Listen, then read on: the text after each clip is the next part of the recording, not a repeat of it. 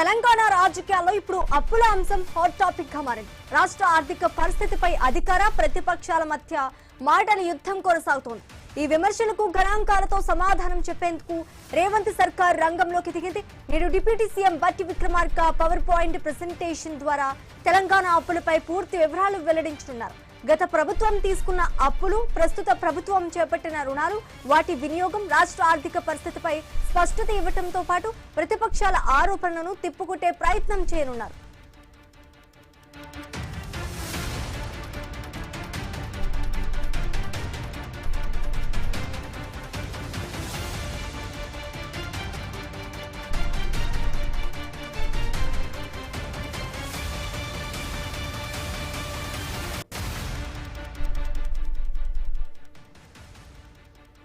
తెలంగాణ రాజకీయాల్లో ఇప్పుడు అప్పుల అంశం హాట్ టాపిక్ గా మారింది. రాష్ట్ర ఆర్థిక పరిస్థితిపై అధికార ప్రతిపక్షాల మధ్య మాటల యుద్ధం కొనసాగుతోంది. ఈ విమర్శలకు గణాంకాలతో సమాధానం చెప్పేందుకు రేవంత్ సర్కార్ రంగంలోకి దిగింది. నేడు డిప్యూటీ సీఎం బట్టి విక్రమార్క పవర్ పాయింట్ ప్రెజెంటేషన్ ద్వారా తెలంగాణ అప్పులపై పూర్తి వివరాలు వెల్లడించనున్నారు. గత ప్రభుత్వం తీసుకున్న అప్పులు, ప్రస్తుత ప్రభుత్వం చేపట్టిన రుణాలు, వాటి వినియోగం, రాష్ట్ర ఆర్థిక పరిస్థితిపై స్పష్టత ఇవ్వడంతో పాటు ప్రతిపక్షాల ఆరోపణలను తిప్పుకొట్టే ప్రయత్నం చేయనున్నారు.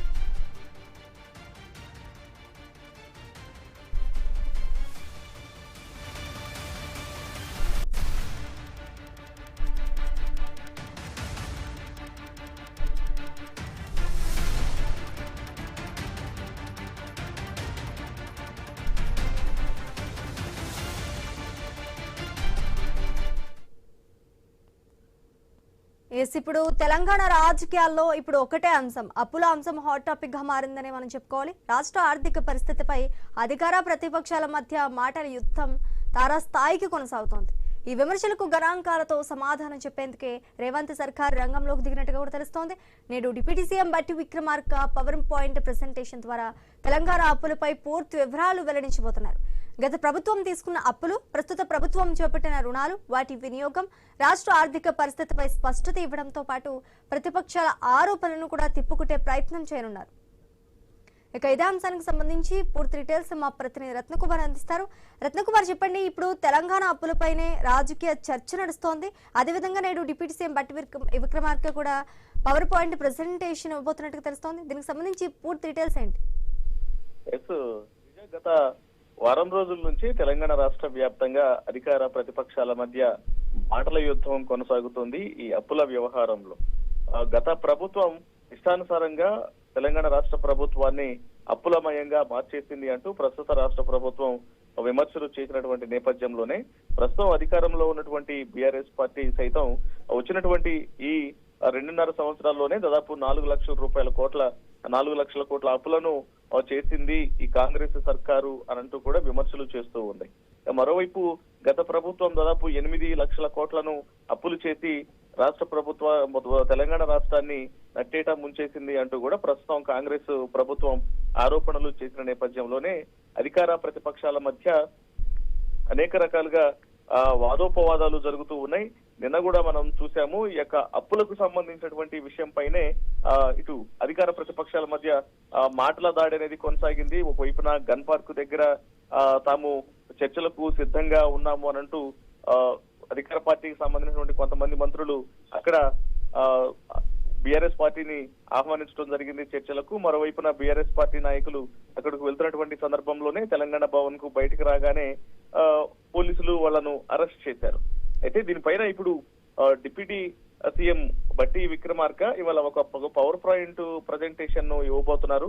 ఈ పవర్ పాయింట్ ప్రజెంటేషన్ ద్వారా అసలు గత ప్రభుత్వ హయాంలో ఎన్ని రకాల అప్పులనేవి, ఎంత అప్పు అనేది చేశారు, ఎన్ని లక్షల కోట్ల అప్పు అనేది తీసుకోవటం జరిగింది, గత బీఆర్ఎస్ ప్రభుత్వ 10 ఏళ్ల కాలంలో ఎన్ని లక్షల కోట్ల అప్పులనేవి చేయటం జరిగింది, అలాగే ప్రస్తుతం తాము అధికారంలోకి వచ్చి తర్వాత ఎంత అప్పులు చేశాము, ఆ అప్పులను ఎందుకు చేయాల్సి వచ్చింది అనేది ఈ పవర్ పాయింట్ ప్రజెంటేషన్ లో వివరించబోతూ ఉన్నారు.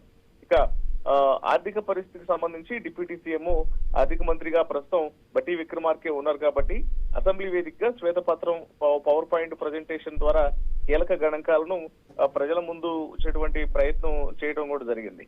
ఇక 2014లో రాష్ట్రం ఏర్పడే నాటికి తెలంగాణకు ఉన్న మొత్తం అప్పు 72,658 కోట్లుగా ఉంటే గత ప్రభుత్వం దిగిపోయే నాటికి ఈ రాష్ట్ర మొత్తం అప్పు 6,71,757 కోట్లకు చేరుకుంది. అంటే గత 10 ఏళ్లలో అప్పుల భారం దాదాపు 10 రెట్లు పెరిగింది. సగటున ఏటా 24.5% మేర అప్పులు పెరిగినట్లు కూడా గతంలో గణాంకాలు అనేవి తెలియజేశాయి. సో వీటన్నిటికీ సంబంధించి ప్రస్తుతం అసలు ఈ ప్రభుత్వం 2.5 సంవత్సరాల్లోనే దాదాపు 4 లక్షల కోట్ల వరకు అప్పులు చేశారు అంటూ కూడా ఇష్టానుసారంగా అవినీతిమయంగా మారిపోయింది.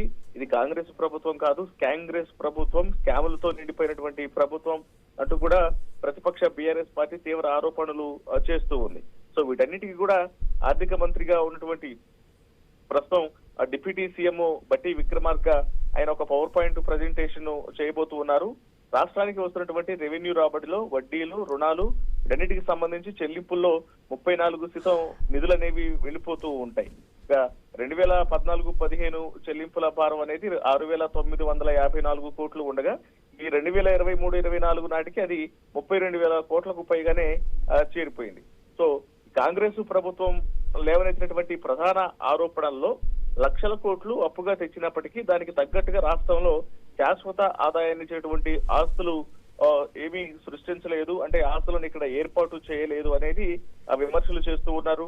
మరోవైపు కాళేశ్వరం ప్రాజెక్టు, మిషన్ భగీరథ తదితర పథకాల కోసం వివిధ కార్పొరేషన్ల పేరుతో విపరీతంగా బడ్జెట్ లో లేనటువంటి రుణాలను తీసుకుని వచ్చి రాష్ట్ర ఆర్థిక వ్యవస్థ కుప్పకూల్చారు అను ఆరోపణలు కూడా చేయటం జరిగింది.